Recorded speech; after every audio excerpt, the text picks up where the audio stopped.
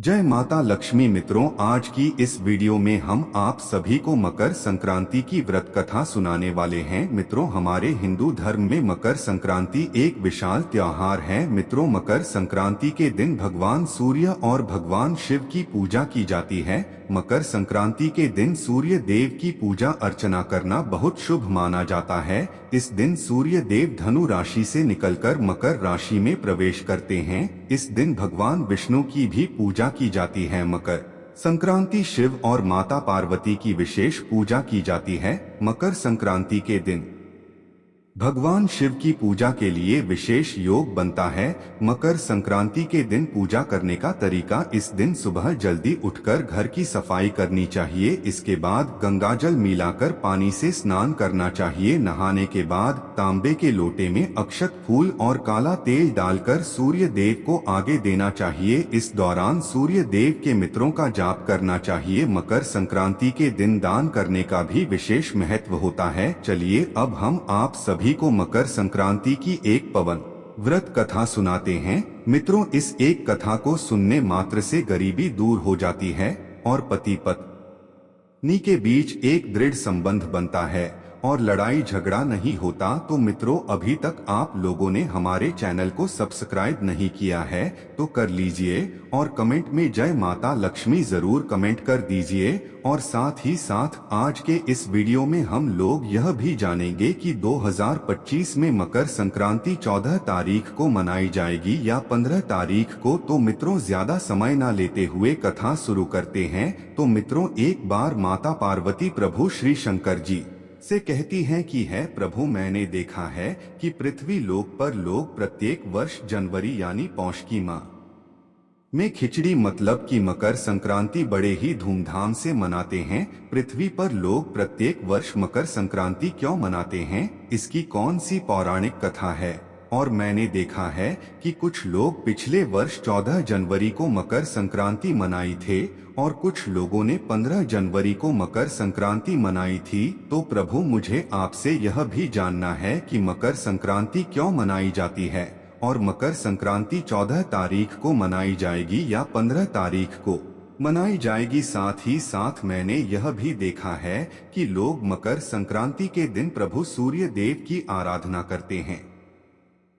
लोग मकर संक्रांति के दिन सूर्य देव की पूजा क्यों करते हैं? हे प्रभु, कृपया आप मेरे इन प्रश्नों के उत्तर दें। जिस पर आगे भोलेनाथ जी कहते हैं कि है देवी पार्वती, आज आपने अत्यंत महत्वपूर्ण प्रश्न किया है। बहुत से लोगों को यह नहीं पता रहता कि मकर संक्रांति क्यों मनाई जाती है और इसके लाभ क्या है। और इस वर्ष मकर संक्रांति 14 तारीख को मनाई जाएगी कि 15 तारीख को मनाई जाएगी। बहुत से लोग ऐसे भी होते हैं जिन्हें मालूम नहीं रहता कि मकर संक्रांति किस तारीख को मनाई जाएगी, जिसका लाभ उन्हें नहीं मिल पाता। आज आपने महत्वपूर्ण प्रश्न किया है। मैं आपको यह बताने जा रहा हूं कि मकर संक्रांति क्यों मनाई जाती है और इसके लाभ क्या क्या है। किंतु आपसे यह अनुरोध है कि आप इस कथा को पूरा अवश्य सुना, क्योंकि यह कथा जो व्यक्ति पूरा सुनता है उसका कल्याण होता है और लक्ष्मी माता उसके घर में निवास करती हैं। तो है देवी, आपसे अनुरोध है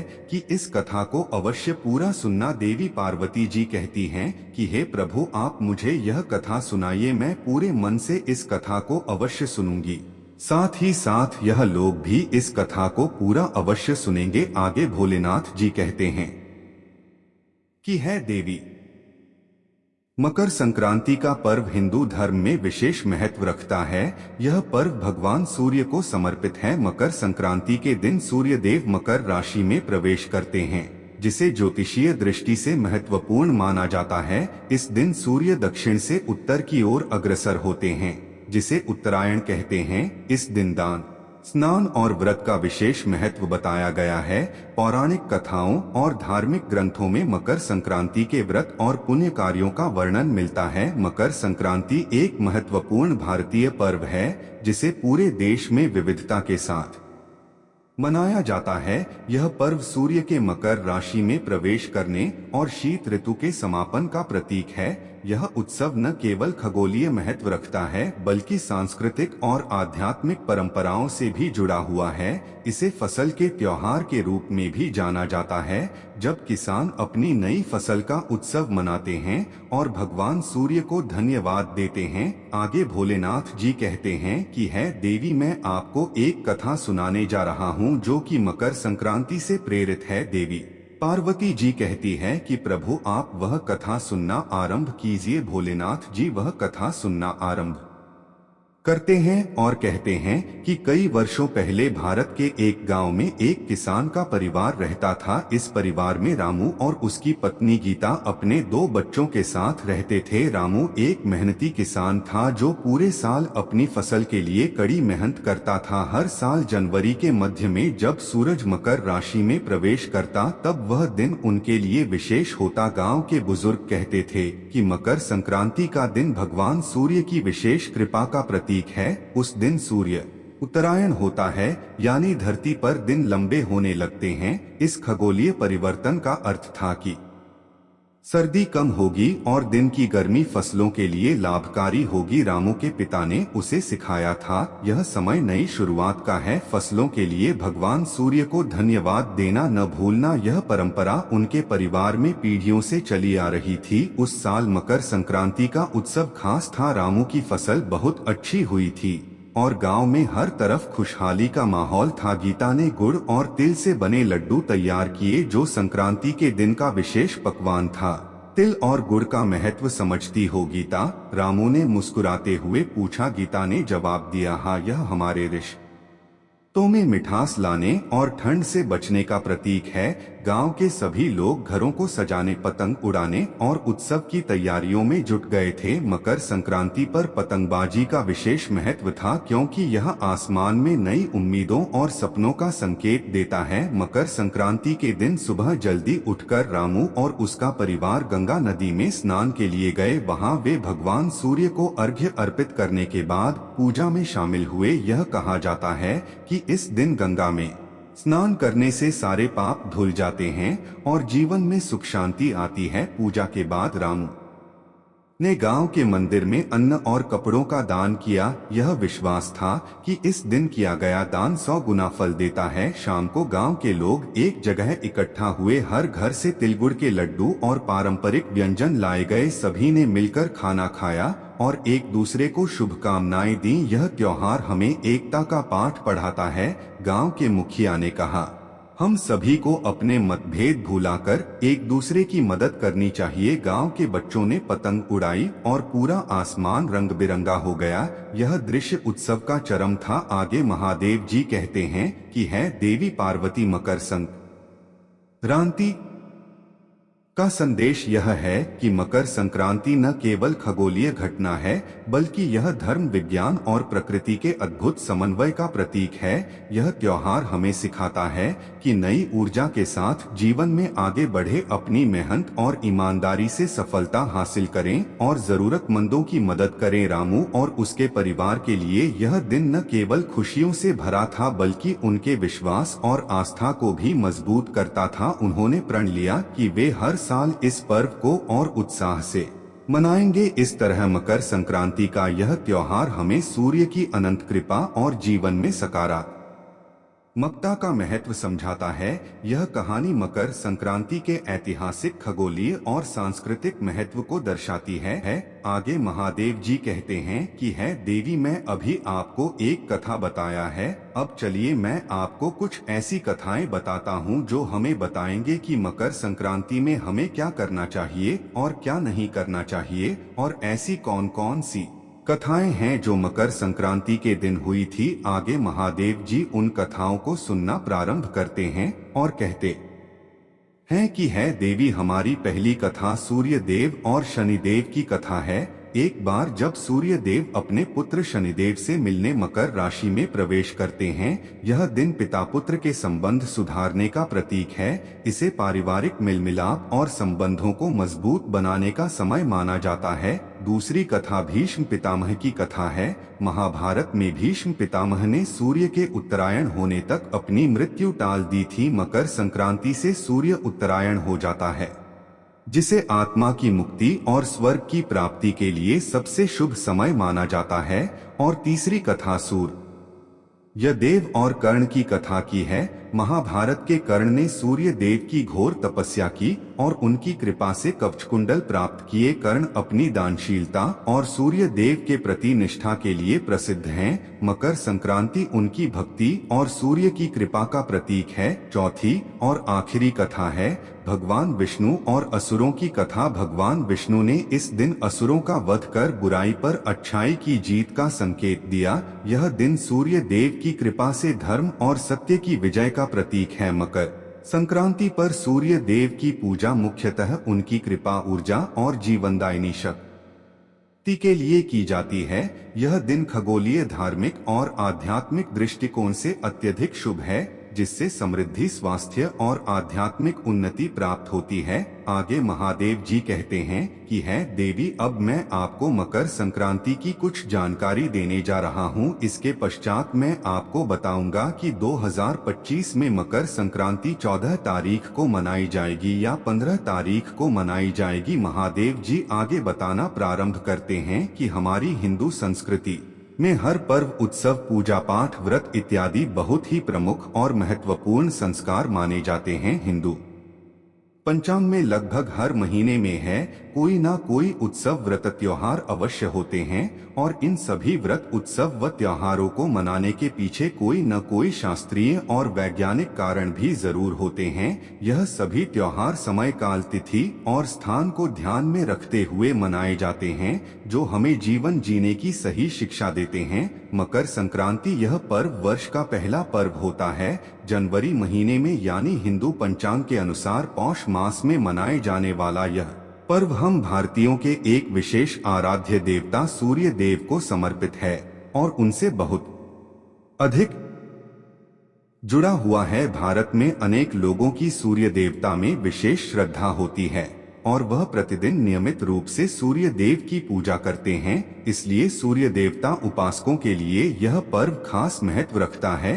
सूर्य देवता और मकर संक्रांति का संबंध ज्योतिष के अनुसार जो 12 राशियां होती है, हर महीने सूर्य उन सभी राशियों में से एक राशि में प्रवेश करता है, जिससे संक्रमण कहते हैं। उन वह राशियों में से एक राशि मकर है और हर साल जनवरी यानी कि पौष मास में सूर्य उत्तरायण में होते हैं और मकर राशि में प्रवेश करते हैं। उस दिन को मकर संक्रांति कहते हैं। यह संक्रमण या संक्रांति बाकी सभी 11 संक्रांतियों से अधिक महत्वपूर्ण मानी जाती है। सूर्य की उपासना भारत के हर प्रांत में विभिन्न रूपों में की जाती है, इसलिए पौष मास में आने वाले इस महत्वपूर्ण पर्व को पूरे भारत में विभिन्न नामों से मनाया जाता है। यह पर्व पिता सूर्य और पुत्र शनि की भेंट के रूप में भी मनाया जाता है।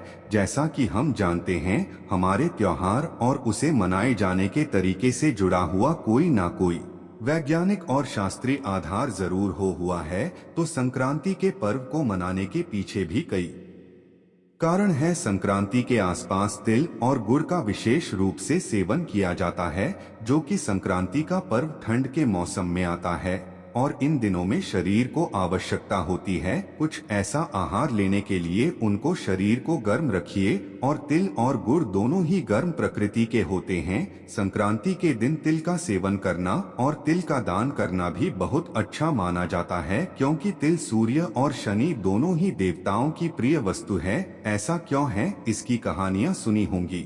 कई जगह रंग बिरंगी पतंगों को उड़ाने की परंपरा है, जिससे त्योहार की खुशियां और रंग तो बढ़ता ही है, साथ खुले मैदान हो या छत पर पतंग उड़ाने से शरीर को सूर्य की गर्मी और ऊर्जा भी मिलती है। मकर संक्रांति के दिन पवित्र नदियों में स्नान करने का और दान पुण्य करने का भी महत्व है। कहा जाता है कि जो भी व्यक्ति मकर संक्रांति के दिन सामर्थ्य के अनुसार किसी भी वस्तु का दान करता है, ने सूर्य देवता की कृपा से उसे किसी भी जन्म है उस वस्तु की कमी नहीं रहती। मकर संक्रांति के दिन तिल का दान करने से राहु और शनि दोष कम होते हैं। यह भी मान्यता है कि तिल की उत्पत्ति भगवान विष्णु के शरीर से हुई थी, इसलिए संक्रांति के दिन कई जगहों पर भगवान विष्णु की पूजा की जाती है। किसानों के लिए भी मकर संक्रांति बहुत अधिक महत्वपूर्ण त्योहार है। हमारे हर पर्व से जुड़ी कोई कहानी शुरू होती है, इसलिए मकर संक्रांति के पर्व से जुड़ी हुई पौराणिक कहानी आज हम सुनाएंगे। हेलमेट कहानी है जो सूर्य और शनि देव यानी कि पिता और पुत्र के मिलन से संबंधित है। कहानी के अनुसार सूर्य देव की दो पत्नियां थी जिनके नाम से छाया और संज्ञा। शनिदेव छाया के पुत्र थे और संज्ञा के पुत्र यमराज थे। एक बार शनिदेव सूर्य देवता से इस बात पर क्रोधित हो गए हैं कि उन्हें यमराज में भेदभाव करते हैं और क्रोधवश अपने माता छाया को लेकर सूर्य देव का घर छोड़कर निकल गए। में जाते जाते छाया नहीं सूर्य देव श्राप दिया कि उन्हें कुछ तो रोग हो जाए और दुर्भाग्यवश उनका श्राप सिद्ध भी हो गया, जिसके कारण सूर्य देव था कुष्ठ रोग से ग्रस्त हो गए। रोग के कारण वह बहुत दुखी और परेशान थी। उनकी व्यथा उनके पुत्र यमराज से देखी नहीं गई और उसने अपने पिता को इस रोग से मुक्ति दिलाने के लिए कठिन तपस्या की।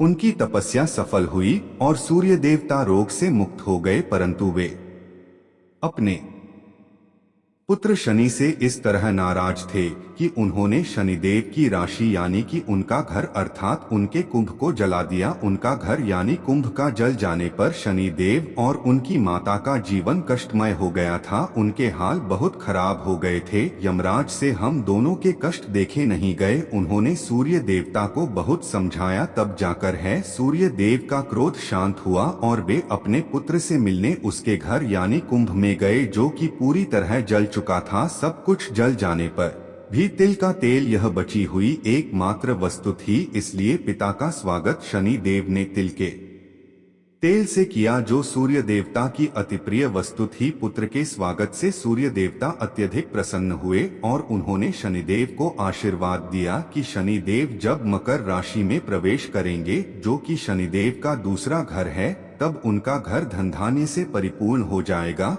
और उनके घर में सुख समृद्धि आएगी। और ऐसा ही हुआ भी। तिल के तेल के कारण सूर्य देवता प्रसन्न हो गए और सब कुछ ठीक हो गया। इसलिए उस दिन से ही तिल शनि देव को भी फ्री है। यह दिन संक्रांति का ही दिन था, इसलिए शनि देओल की घोषणा की संक्रांति के दिन जो भी सूर्य देवता की पूजा करेगा और तिल का सेवन तथा दान करेगा, उस व्यक्ति को शनि के कष्टों से मुक्ति मिलेगी। आगे देवी पार्वती जी महादेव जी से कहते हैं कि हे प्रभु, मैं यह भी देखा है कि पृथ्वी लोक पर प्रत्येक वर्ष मकर संक्रांति के दिन लोग पतंग उड़ाते हैं। हे प्रभु, क्या आप मुझे यह बता सकते हैं कि लोग मकर संक्रांति के दिन पतंग क्यों उड़ाते हैं? जिस पर महादेव जी उत्तर देते हुए कहते हैं कि है देवी, ऐसा माना जाता है कि मकर संक्रांति पर पतंग उड़ाने की परंपरा भगवान श्री राम के समय से शुरू हुई थी। पुराणों में इस बात का उल्लेख है कि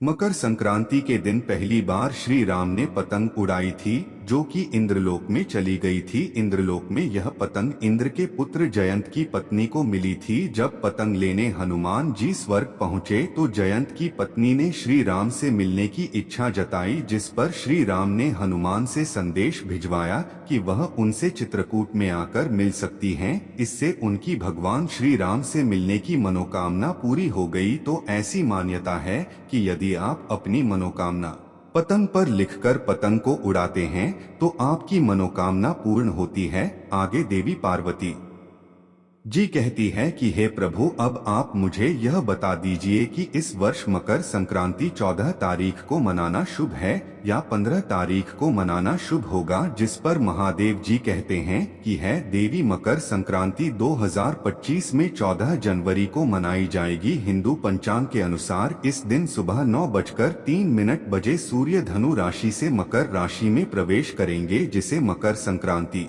कहा जाता है। शास्त्रों के अनुसार सूर्य के मकर राशि में प्रवेश करने के बाद ही पुण्यकाल प्रारंभ होता है, जो इस वर्ष 14 जनवरी को सुबह 9:03 बजे से शुरू होकर शाम 5:29 बजे तक रहेगा। इस अवधि में स्नान, दान और अन्य धार्मिक कार्य करना अत्यंत शुभ माना जाता है। इसलिए 14 जनवरी 2025 को मकर संक्रांति मनाना शुभ होगा, क्योंकि इसी दिन सूर्य मकर राशि में प्रवेश करेंगे और पुण्यकाल उपलब्ध होगा। महादेव जी आगे कहते हैं कि है देवी पार्वती, मैंने आपको आपके सारे प्रश्नों के उत्तर दे दिए हैं। यदि आपके मन में और कोई शंका हो तो आप मेरे सामने उसे शंका को उजागर कीजिए, मैं आपके उस प्रश्न का उत्तर भी अवश्य दूंगा। जिस पर देवी पार्वती जी कहती है कि हे प्रभु, मैं आपकी ऋणी हो चुकी हूँ, आपने मेरे सारे प्रश्नों और संख्याओं का समाधान कर दिया है। आप मुझे ज्ञात हो गया है